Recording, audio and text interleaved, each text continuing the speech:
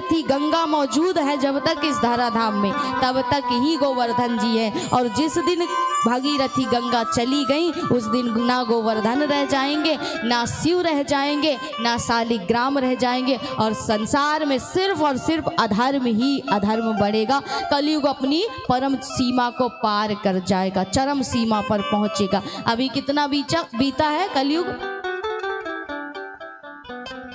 कितना बीता बोलो, पता है?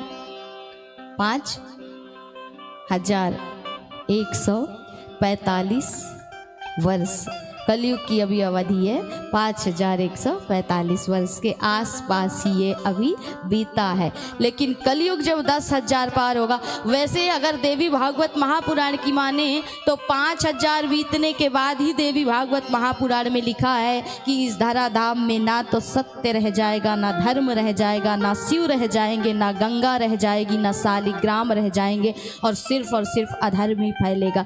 लेकिन यहाँ पर आया है गर्ग संहिता में कि कलयुग के 10,000 वर्ष बीत जाने के बाद, 10,000 साल वर्ष बीत जाने के बाद ना तो गंगा रह जाएंगी संसार में, ना तो गोवर्धन रह जाएंगे, और सिर्फ उस समय पाप ही पाप बढ़ेगा राजन, अधर्म ही अधर्म होगा। इसलिए अभी कहीं ना कहीं थोड़ी सी धार्मिक आयोजनों में संख्या हो जाती है महाराज। नहीं तो देखो कलयुग का स्वरूप क्या है, बोले नचनिया बुला लीजिए, भीड़ ऐसी कि पुलिस कंट्रोल में लगाना पड़ जाएगा महाराज।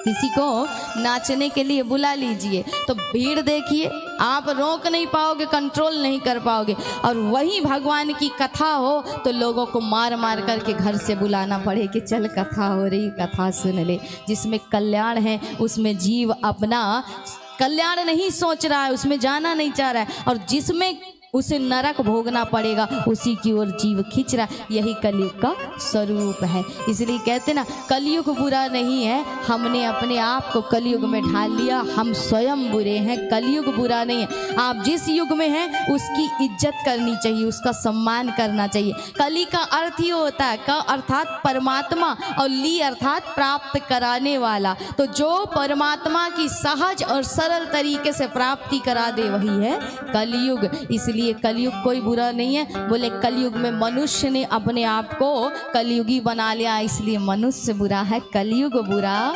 नहीं है।